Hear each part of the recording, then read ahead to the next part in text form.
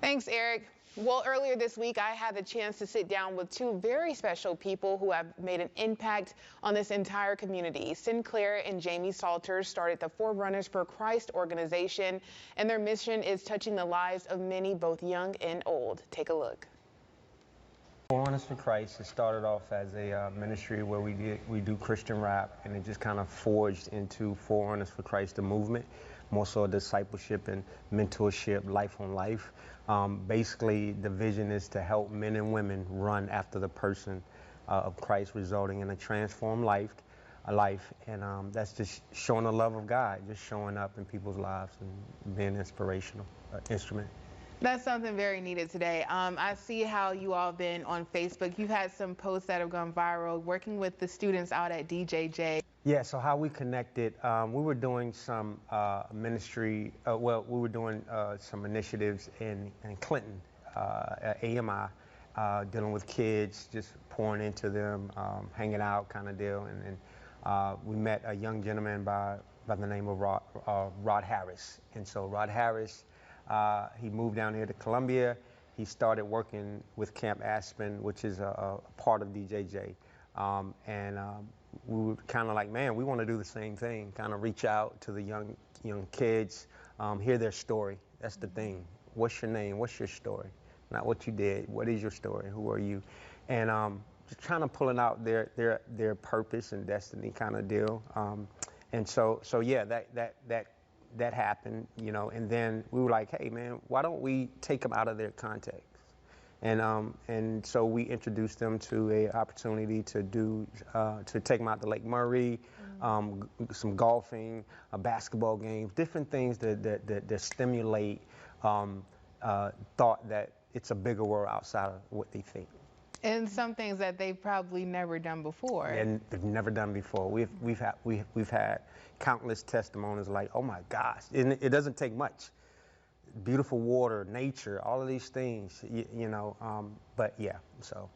Well, and this is for you, Miss Jami. What are some of the things that you've noticed as far as like when you're with these kids? Like, what are some of the things that the lessons that you've seen them take away from, you know, going out and doing some of the things that y'all have done before that they've never done before? Just to be able to see them come alive, and like my husband said, like, wow, when you're stuck in, you know, your little context, your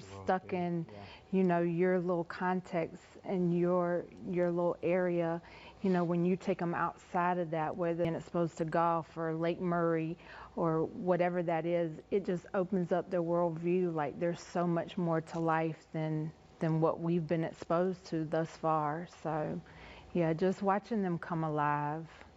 Especially with the Lake Murray trip, them boys really came alive. I mean, they enjoyed themselves. Getting out in the water and yeah, things. And some of them had Fishing, never even been to the canoeing, water. Wow. So yeah. Kayaking, yeah, absolutely. And one of the things that I love is, you know, in this gang culture, and you know, in the music and the media telling you and dictating to you, hey, you're a thug, or you gotta, you know, act out your anger and all of these kind of things. It caused a detox. I'm like, wait a minute, no, I don't have to this. I don't have to live up to the so-called status quo, you know, of this whole culture and this generation. And so you just see illumination happens in their eyes, and you know they. And this ministry that you do goes far beyond just DJJ. Y'all are looking to bring in more people within the city, more kids. So I know you have a camp that you do. Kind of tell me about that camp. Is there anything coming up soon for people to get involved with? Yeah, so we partner with other organizations, Path to Redemption, Lester Young, Our Block, Garrett Hayes, Alonzo Conzader, Hard Work Ministries. And so we want to just highlight the whole city with activities, get them involved in certain things like the CIU basketball camp. Obviously basketball is to draw them, but we want to teach them the love of Christ, the identity that we believe the identity is found in Christ, a relationship with Christ, to get us back to their Creator. So we draw them in. Of course, we talk about identity and purpose and destiny, but also we talk about life skills. We have team building. I'm excited about that, where you can work together instead of arguing and bickering and all of that. How do you work together to win? against the next team opponent, stuff like that, fun stuff. Carpentry, we have a carpentry station where we're going to teach them the basics of carpentry, how to read a measuring tape, how does electricity work, how does plumbing work in your home. These things we'll need in their future. So just plant seeds, that kind of deal. But we're reaching out. We have key people in the cities now. I'm excited. This is the 5th year. Key people that's going to be an advocate to drive traffic, to bring the kids. We offer limited transportation. We have police officers that are going to come in and speak about civilian and authority reconciliation and relationship. Yeah. And last year we had a police officer, Braylon, Officer Braylon. He came in and he said, "Look, I'm a real person. Like, I got issues just like you got issues. Yeah, and I'm gonna uphold the law. You know, if you get in trouble." So he was just being real. And then at the end of it, now mind you, the conversations in their communities are, don't trust the police. Yeah. Don't rat. You know, I remember we were taking some of the kids to the camp, and they were like, it was learned behavior. Like, oh, y'all duck down, it's the police. Like, why are they learned this from somewhere. Uncle, cousin, or whatever the case may be. And I asked them, I was like, why are you doing that? I don't know. So at this camp, when Braylon came, they didn't want him to leave. They were like, hey, I want to be a police officer. How did you do this and how did you do that? And he hung around and played games. So yeah, I'm excited about that.